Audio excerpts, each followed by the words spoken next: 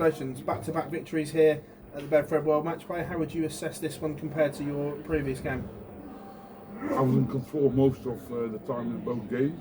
Of course, this game I could have played a lot better, but I think on all the most important games, even to go 4-1 up, to go 9-5 up, then to break his throw, to go 10-8 up with a lovely leg. I was most of the time in control, but I made it myself too difficult, I think. We all know Joe is a good player, but when he just throws them away, when he thinks, my game is gone, then he's the most dangerous one, and that's what nearly happened. I need to make sure I don't put myself in that position, but that starts, and you need to make sure you keep winning, and it doesn't matter how.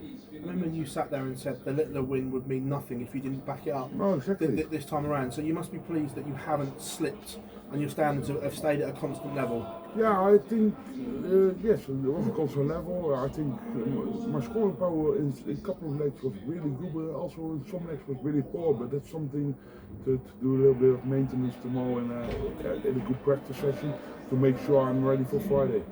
And that on Friday is Andrew Gilding, someone that beat you in the UK Open final. Is it revenge tomorrow? No, if I have to think like that, I have to have a lot of revenges every day, every week. No, I don't think like that. We all know Andrew is a good player, and he's probably one of the most underestimated players on the tour. When he's on it, he can be really dangerous. But I need to make sure I'm going to give him everything, and I think the form is going to suit me. Of course, his pace needs, but I think I got enough experience to deal with that situation. Congratulations. Joe found another gear towards the end of that game, Michael. What did you have to do to sort of make sure that you came out the winner? Throw a good leg. No, I need to make sure I kept stopping him, because of course he didn't have a good performance at all, but you still need to make sure you get the win over the line, and I think that was the most important thing about this game tonight. But for me now, I'm confident, I feel good, and to win is always nice.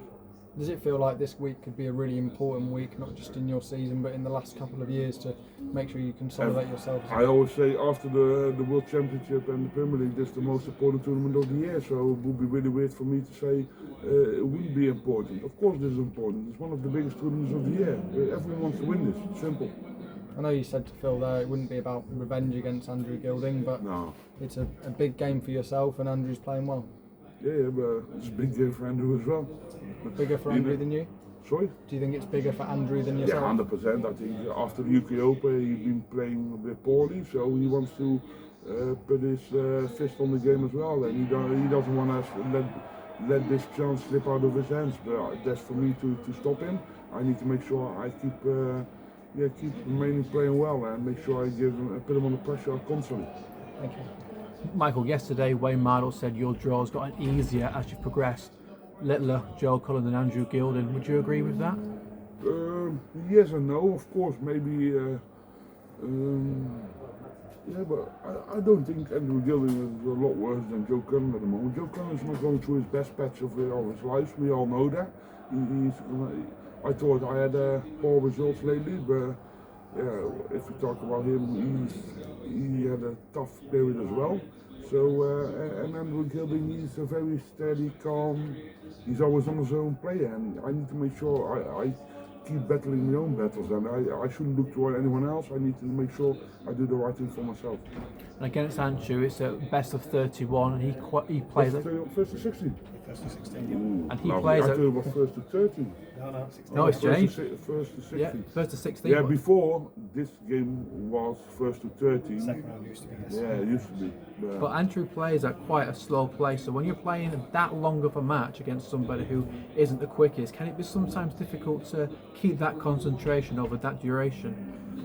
No one can concentrate for the entire game. That's impossible to concentrate yourself for 31 legs. But for me, I need to make sure I win 16 legs. That's it. And how would you make sure he doesn't get more than 14. And how would you do that in the game when you said that it is difficult to keep concentration? Is there anything you do specifically? I don't know yet at the moment, because the game is going to be in 2 days. But I played him so many times. I got the experience. If I'm not ready for that, then you're also not ready to win the title. So you need to make sure you believe in your own ability. Michael, well done, thank you. Michael, congratulations. Win there takes your rate of wins over Joe Cullen to about 75% in the PDC. Only 75? That's a bit of a disaster. Following off of that, is that something you take notice of? Is it something that gives you a boost at all? People tell me that I beat them most of the time on television, but that doesn't say anything. I've beaten Dimitri probably most of my games, but one day he will beat me as well. You know, I mean, that's the way how darts goes. The first 5 times I played, what's his name? One that Peter Mandy, I lost to him. You know what I mean? But it doesn't mean you can't win the game after. That's the way how. If you never believe in winning the game, you shouldn't start. And how much good will a game like that do for you going forward? Because perhaps neither of you were at your best over the course of the match. But that means there's still something.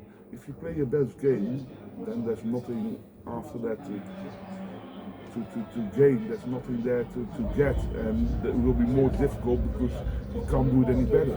There's still a lot more in the tank now, and I know I've got still a lot to improve.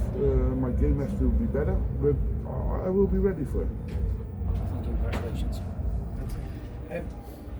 In that game, did you feel more relaxed than in the game against Luke? A little bit too relaxed in some points. When you're 4-1 up, when you're 9-5 up, in your mind you think you're going to win the game, and that's also a little bit of danger sometimes. And that happens. It's not that I'm going to have it out of my mind now. That's not the way how it works. But it's darts, and darts is sometimes a cruel game. And when it comes to mental games, but for me, I won, and I don't care how you win, as long as you win. That's the most important. And as you've already alluded to, if you've got Andrew Gilding next, it's going to be a different approach maybe to your pacing of how to stay in that focus. I don't approach any game any different, because I'm not going to change my game towards anyone else. They have to change towards me. I'm a big enough player that I know I've been through all the circumstances. I've been there, I've done it. So I need to make sure I believe in my own ability, and I'm not looking to anyone else. Michael, fantastic result and good luck in the next round. Thank you very much.